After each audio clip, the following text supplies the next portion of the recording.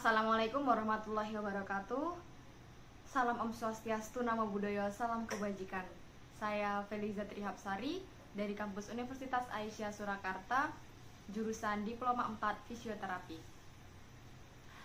Pertama-tama, mari kita panjatkan puji dan syukur kepada Allah Subhanahu wa Ta'ala yang telah melimpahkan rahmat dan karunia sehingga saya dan teman-teman masih bisa beraktivitas dalam keadaan sehat walafiat. Dan tak lupa pula kita panjatkan salawat dan salam kepada junjungan kita Nabi Muhammad SAW yang telah membawa kita dari zaman kebodohan hingga zaman penuh ilmu pengetahuan seperti saat ini.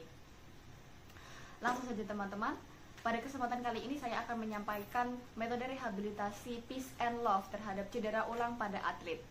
Seperti yang kita ketahui, metode atau konsep rehabilitasi olahraga pada fisioterapi terus-menerus berkembang.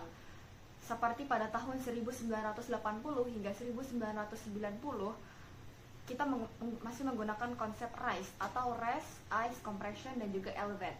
Kemudian pada tahun 2015 hingga 2019 kita menggunakan konsep POLISH atau Protection, Optimal Loading, Ice, Compression, dan juga Elevate.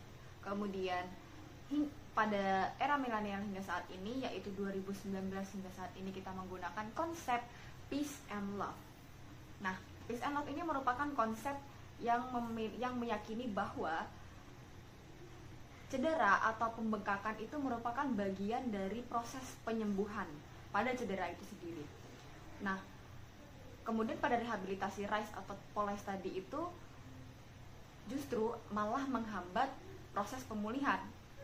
Nah, peace and love atau peace dan love ini merupakan dua sesi yang berbeda, yaitu peace digunakan sebagai penanganan pertama setelah cedera dan love sebagai sesi pemulihan atau maintaining setelah diberikannya peace tadi.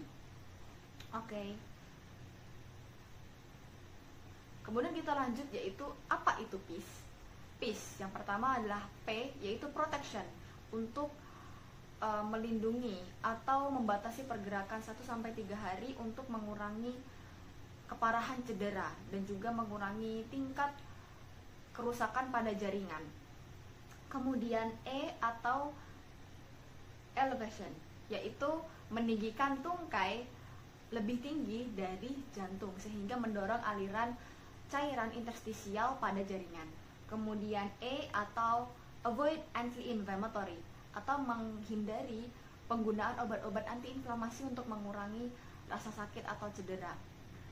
Karena justru dampak negatifnya yaitu membuat rasa nyeri atau cedera atau peradangan itu muncul kembali. Kemudian C atau compression, yaitu kompres menggunakan perban atau plester yang membantu memisahkan antara edema intraartikular dan perdarahan jaringan.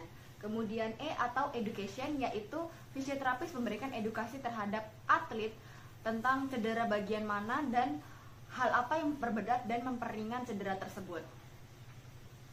Kemudian lanjut ke love, yaitu sesi maintaining atau pemulihan setelah diberikannya prosedur peace tadi, yaitu L atau load, yaitu pembebanan melalui gerakan ataupun olahraga.